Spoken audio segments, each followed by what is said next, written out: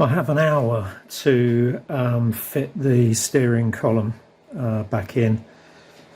So you can see the intermediate shaft is down here as I've put it sort of roughly in place, and you can probably just about see the end of the steering column poking out just through the bulkhead there.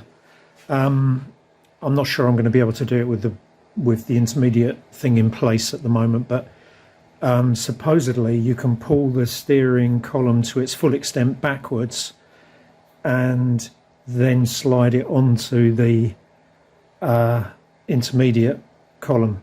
How I'm going to do that on my own, goodness only knows, but I'm going to have a crack, and I've got 1 hour to do it. Okay, I've loosely got it in there, so I've just got one bolt.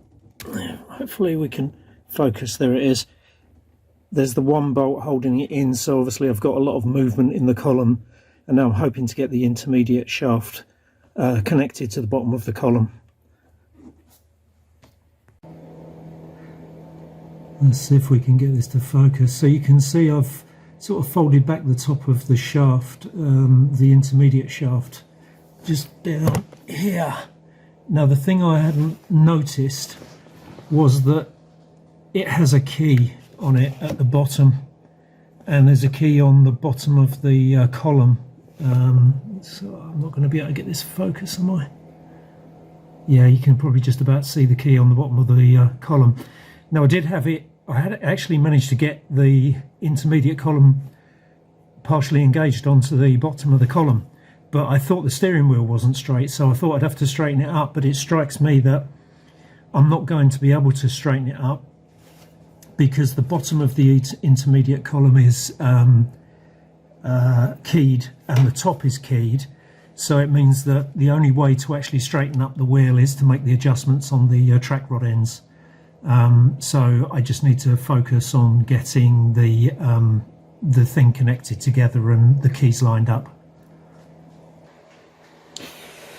Well, although I got it close, I wasn't sure if the key in the end of this was lined up with the key on the end of the steering column. So I thought I'd take it off and try and do it the other way round. So I'm going to try and put the intermediate column onto the bottom of the steering column first, and then I'll try and get it onto the rack. So we'll try that way. Oh man, that was so much simpler. I did it in about, I don't know, less than a minute. So I just slid the intermediate shaft onto the end of the steering column. Then I put a bolt just temporarily in there loosely, just so it wouldn't slide out. And then I slid the lower joint onto the steering rack. If I can just get that to focus. No, it won't, will it? Oh, there you go, somewhere around there. Yeah, so I slid that on there and it went straight on. And yeah, it was so easy to do it that way. So there's a tip if you need to refit your steering column and intermediate steering shaft. Well, that's it. I've got it. The steering column is in and bolted up. I've temporarily bolted up the intermediate shaft, but I've got 2 new pinch bolts for those, so I'll replace those tomorrow.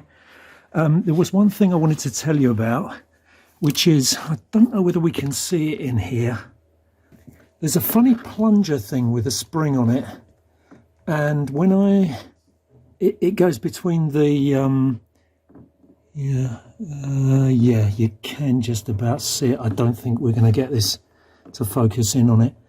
Yeah, you can just about see it in there, around that area there. So when I took the steering wheel off, the plastic plunger thing pinged and went across the garage. And when I picked it up, I thought I'd just broken something, but it's not. It's a plunger. If you don't refit it, what happens is the steering wheel locks, even with the wheel bolted on and the steering lock has been disabled. There's another lock on the steering angle sensor, and it just locks up.